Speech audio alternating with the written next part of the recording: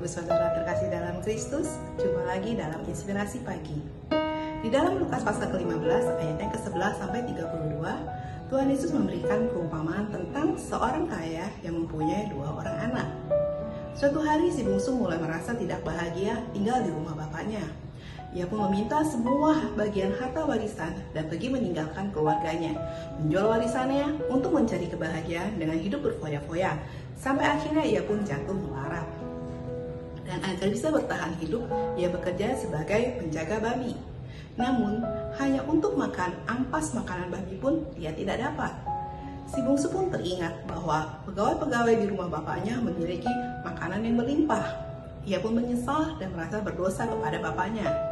Ia pun memilih untuk kembali ke rumah bapak. Walaupun bukan sebagai seorang anak, tetapi hanya sebagai seorang upahan, ia sudah merasa cukup. Namun, pada kenyataannya, si bapak menyambutnya dengan penuh sukacita sebagai anak yang terhilang. Lalu bagaimana dengan si sulung? Si sulung merasa dirinya anak yang baik, taat dan setia kepada bapaknya, dan banyak berjasa dalam keluarga. Tetapi saat si bapak menyambut kehadiran si bungsu dengan sukacita dan mengadakan pesta, si sulung menjadi marah. Dia menjadi tidak bahagia. Dia merasa bapaknya tidak mengasihi dia, bapaknya pilih kasih. Bahkan segala usahanya seakan-akan tidak artinya di mata si bapak, karena si bapak belum pernah satu kali pun memberikan anak kambing untuknya untuk bersukacita bersama sahabat-sahabatnya. Padahal si bapak mengatakan bahwa kepunyaan bapak adalah kepunyaan anak, yang berarti si sulung bebas melakukan apapun atas harta si bapak. Namun si sulung tidak menyadari hal tersebut. Persamaan dari kedua anak ini adalah mereka sama-sama tidak tahu bahwa sesungguhnya kebahagiaan itu ada dekat mereka, dan mereka hanya tinggal mengambilnya dan merasakannya.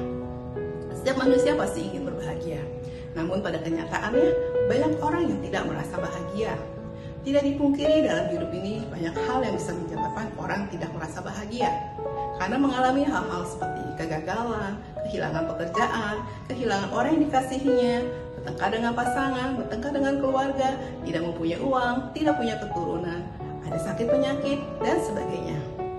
Terkadang, walaupun seseorang memiliki 10 macam hal baik, namun jikalau ada satu hal yang tidak baik terjadi dalam hidupnya, maka dia merasa kebahagiaannya tidak utuh, tidak ada sukacita dalam hidupnya. Dia merasa hidupnya tidak beruntung, dan lain-lain.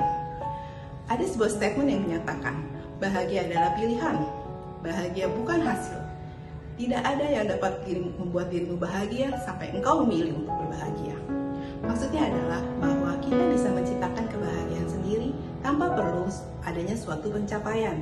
Kebahagiaan itu bisa didapatkan kapan saja, di mana saja, dan dalam keadaan apapun, asalkan kita mau memilih untuk berbahagia dan mengubah mindset kita. Selalu mengucap syukur dalam segala keadaan apapun. Dengan kita mengucap syukur kepada Tuhan, maka hati kita akan ada damai sejahtera. Kita dijauhkan dari rasa iri hati. Masalah kita memang tetap ada, tapi bagaimana kita menyikapi masalah yang ada, itulah yang akan membedakan suasana hati kita. Apakah kita akan tetap bersukacita atau bersusah hati? Selalu berpikir hal-hal yang positif. Saya terlalu yakin bahwa setiap kita pasti mempunyai lebih banyak hal yang baik daripada hal yang buruk. Dan tentunya tetaplah melekat kepada sumber kebahagiaan itu, yaitu Bapa di surga. Di dalam 1 Tesalonika pasal ke-5 ayat yang ke-16 sampai ke-18 dikatakan, bersukacitalah senantiasa, tetaplah berdoa, mengucap syukurlah dalam segala hal, sebab itulah yang dikehendaki Allah di dalam Kristus Yesus bagi kamu. Jadi Bapak Ibu Saudara, apapun yang terjadi dalam hidup ini, tetaplah bahagia. Terima kasih, Tuhan Yesus memberkati.